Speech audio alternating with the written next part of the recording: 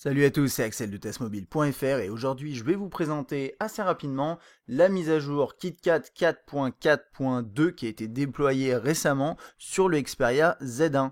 Ça commence par une nouvelle animation de boot, donc quand vous démarrez le terminal, c'est pas grand chose, c'est un petit gadget, enfin c'est un détail, mais c'est plutôt esthétique et ça va dans la logique Xperia. On a ensuite un nouveau système qui a été légèrement retravaillé pour tout ce qui est écran de déverrouillage. Là, vous avez des sortes de paillettes volantes pour déverrouiller, c'est plutôt esthétique.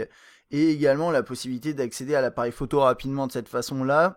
Google Now n'est plus accessible. Vous voyez d'ailleurs l'animation qui a été utilisée pour ce système-là, c'est l'animation qu'on a dans Google Now en fait. Voilà. Et sinon, le reste, ça fonctionne très bien. On peut déverrouiller rapidement l'appareil de cette façon-là. Pas de grands changements au niveau de l'accueil, en proprement parler. Mais il y a un petit truc qui est sympa quand même, c'est le fait que maintenant le fond d'écran se retrouve en transparence, que ce soit en haut et en bas, ça donne un petit peu le sentiment que l'écran est plus grand. Maintenant il y a un truc à savoir, c'est que cet effet-là, vous le retrouvez pas partout. Donc vous retrouvez pas par exemple l'impression que l'interface est plus étirée dans certaines autres applications, ça va dépendre. C'est uniquement, si je me trompe pas, voilà, dans certaines applications comme ça. Là, il est en train de se connecter. Mais vous voyez là le fond est légèrement violet pour reprendre le fond de l'application Walkman. On l'a dans certaines applications médias, multimédia de Sony, mais pas dans toutes.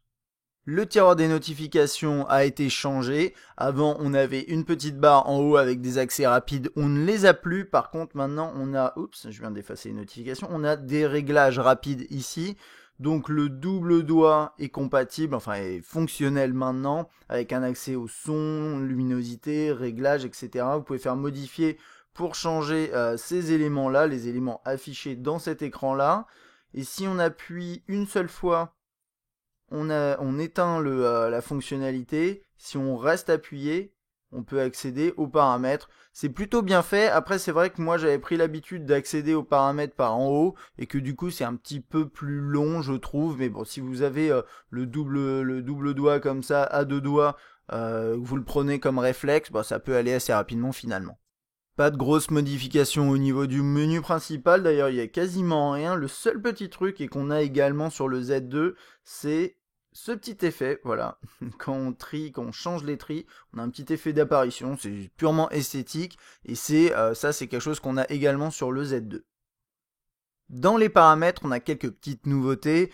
Un petit élément, c'est ici, vous voyez les petits switches ici, il y a écrit oui et non, plutôt juste le switch en question. Ça, c'est juste pour clarifier un petit peu les choses, j'imagine, pour des utilisateurs qui débuteraient peut-être.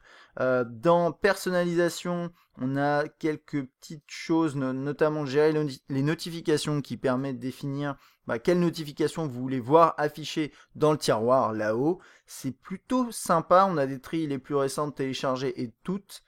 Et moi je trouve que c'est bien de trouver ça en natif. On a également la personnalisation des icônes de la barre d'état, donc la barre tout en haut. Donc typiquement vous pouvez choisir de ne plus afficher l'icône Bluetooth quand l'option est activée.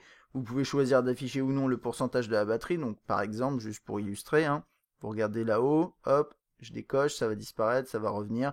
Ce genre de choses comme ça, c'est plutôt sympathique. Ça, c'est pour cette partie-là. On a également un support un peu plus poussé de tout ce qui est thème Xperia. Ça, c'est quelque chose qui n'est pas exactement récent dans le sens déployé avec la 4.4, mais il commençait à avoir des thèmes en fait sur la place de marché Xperia Sony Select à partir du mois de janvier.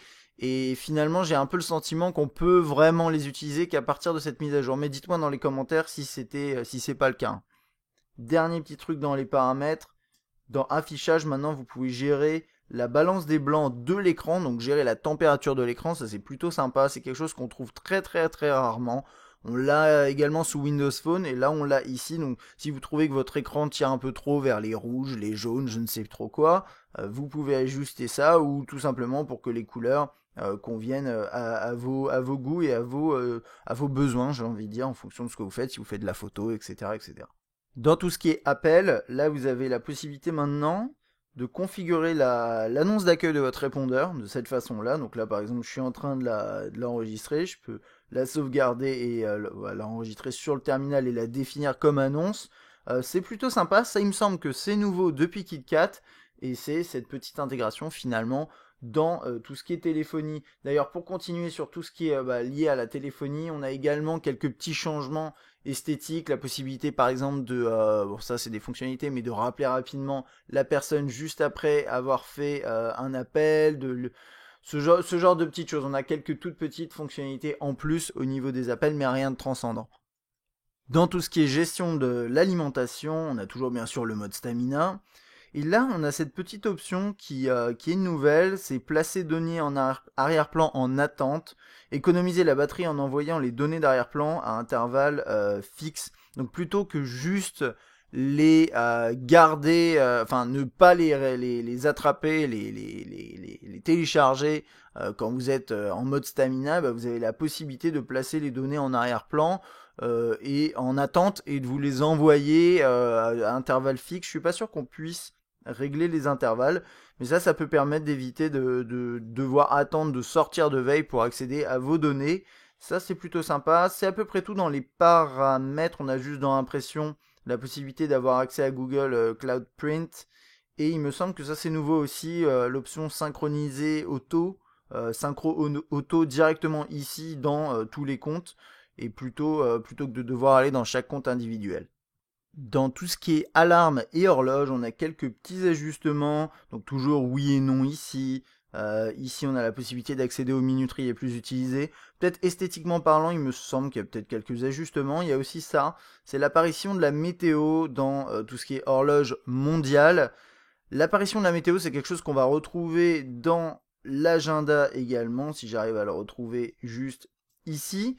On a la météo qui s'affiche pour les jours à venir, c'est plutôt sympa, c'est assez bien fait. Il y a un truc à savoir, je trouve quand même, qui m'a un peu surpris, c'est si vous regardez par exemple l'esprit graphique en fait sur tous ces nouveaux éléments de météo, la typo qui est utilisée en petit, ces icônes-là, ça me fait pas mal penser à HTC Sense dans sa nouvelle version. Et pareil ici, quand vous êtes là-dedans, vous voyez cette petite typo très allongée. De cette manière-là, les icônes ici, tous ces petits ajouts, je trouve, collent pas forcément très bien avec l'esprit de la surcouche extérieure. Ils me font plus penser à quelque chose qu'on a dans Sense. Et je trouve que ça apporte des choses, bien sûr, mais ça manque de cohérence. C'est un petit peu, je sais pas ce que vous en pensez, mais esthétiquement parlant, ça sort un petit peu du lot, je trouve.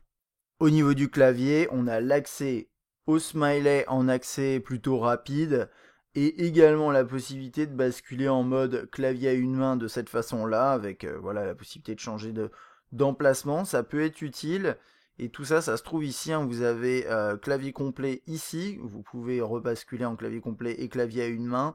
Et quand vous allez dans réglage du clavier, là vous pouvez ajuster symboles et émoticônes, touche émoticône ici pour pouvoir afficher la touche pour avoir les smileys. Vous les avez pas forcément dès le début, hein, faut l'activer si vous avez bien sûr envie de l'avoir. Côté contact, Sony a décidé d'ajouter ce contact-là, ICO in case of emergency. C'est apparemment, j'ai pas trop suivi le dossier, le sujet, mais visiblement c'est un contact qui va devenir de plus en plus standard dans les terminaux, et qui est finalement le contact à contacter, à appeler en cas d'urgence, en cas de souci. Typiquement, vous avez un accident, on retrouve votre smartphone, et il y a ce ICE qui est dans le répertoire, et ça vous permet d'avoir rapidement, en tout cas pour les secours, d'accéder rapidement à vos informations. D'ailleurs, vous pouvez avoir vos informations médicales. J'ai pas du tout pour l'instant géré ça, j'ai même pas trop jamais regardé ce qu'on pouvait mettre, mais là par exemple vous pouvez définir un contact ICE. Vous pouvez, est-ce qu'on peut afficher on peut mettre ICE dans l'écran de verrouillage, ça peut être encore mieux. Et là, tapez sur modifier info médicale dans le menu des options. Et info médicale, pour l'instant, j'ai pas. Donc peut-être que ça n'a pas encore été développé. Je ne suis pas sûr, mais en tout cas, c'est une bonne chose quand même de voir ce système ICE apparaître dans les contacts. Et j'espère qu'on va le voir sur d'autres terminaux, d'autres constructeurs, bien entendu. En lecture vidéo, moi j'ai remarqué une nouvelle petite chose, et ça je suis pas sûr que ce soit nouveau, mais en tout cas c'est très sympa, c'est la possibilité de défiler très rapidement pour accéder à une section.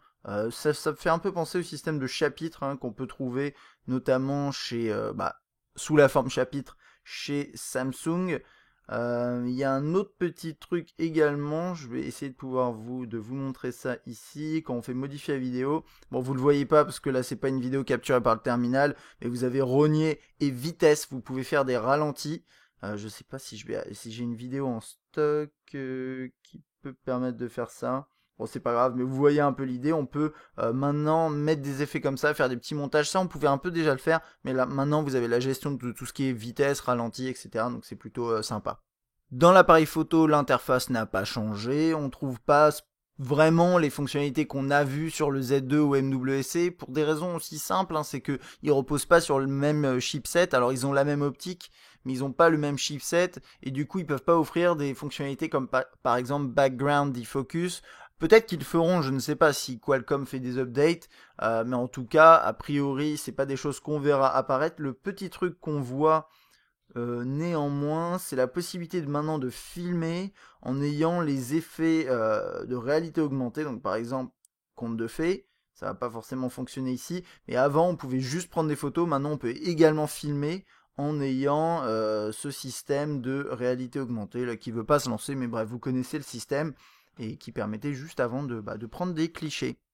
Voilà, c'est à peu près tout pour cette présentation de cette mise à jour KitKat sur le Z1. Elle est plutôt sympa, on a pas mal d'ajouts.